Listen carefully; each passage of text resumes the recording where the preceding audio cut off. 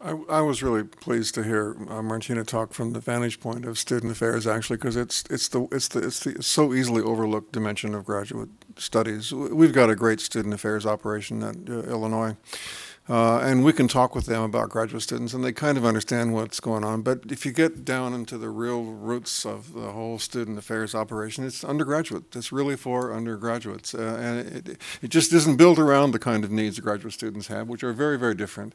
And it means often that there's just no place for students to go to have those conversations.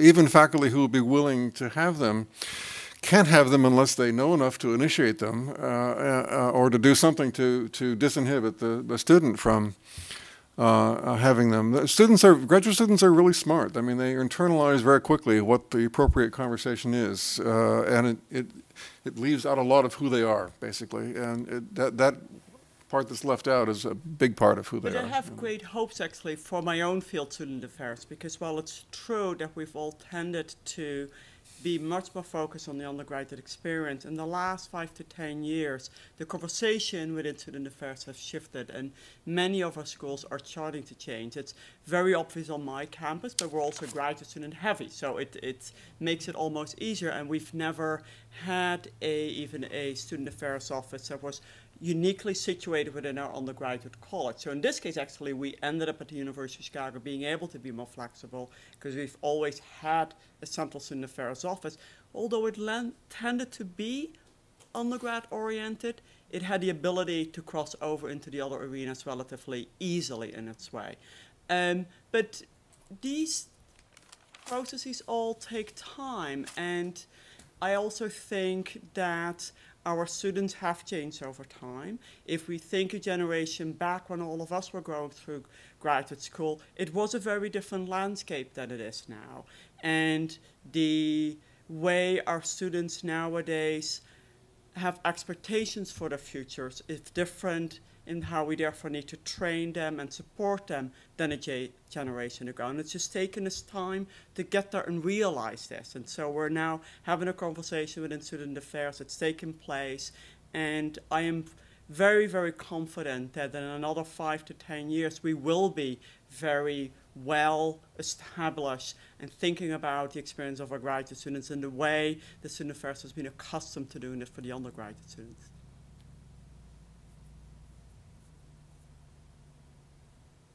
Any further questions?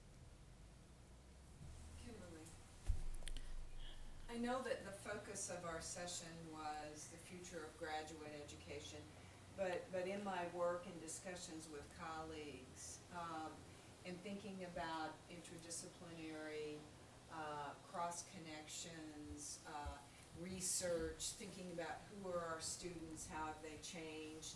I'm also aware that there's a population of postdocs that many of us are involved with that are somewhere in that mix between graduate students and faculty, and what we know about them and don't know, and how they fit into our enterprise and the enterprise of our institutions. I think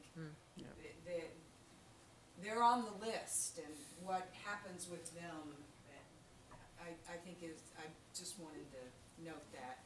And also junior faculty. That if we look at the cultures changing within our institutions and movement toward interdisciplinarity and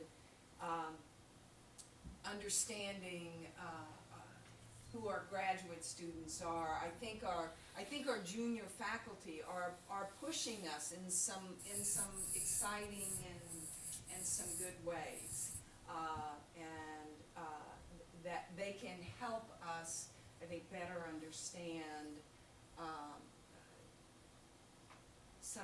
some directions that we might consider going in, and can help us answer some of these questions. I was struck by what Dick said. I hope somewhat in jest that the students at the schools furthest away from graduate education seem to feel the most positively toward it.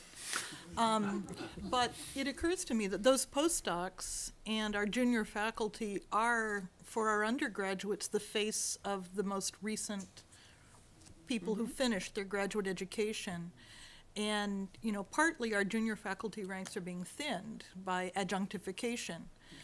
Adjuncts are, not surprisingly, often not very happy with the outcome of their graduate education, and maybe not the best advertisement for spending a lot of time and money doing this. And then, of course, our postdocs, it varies on how they're treated from campus to campus and how positively they'll represent the experience of going to graduate school. So the two populations you mentioned are key to how we see, how we present the face of graduate education. I was thinking the same thing. I think we perhaps don't think as deliberately about the experiences of postdocs on our campus and our untenured faculty's progression or non-progression, and how that affects the attitudes of our graduate students and whether or not they want to pursue a traditional academic career or whether they complete it all. Because of the climate that is created. These are indeed the people that they interact with more than many others on campus.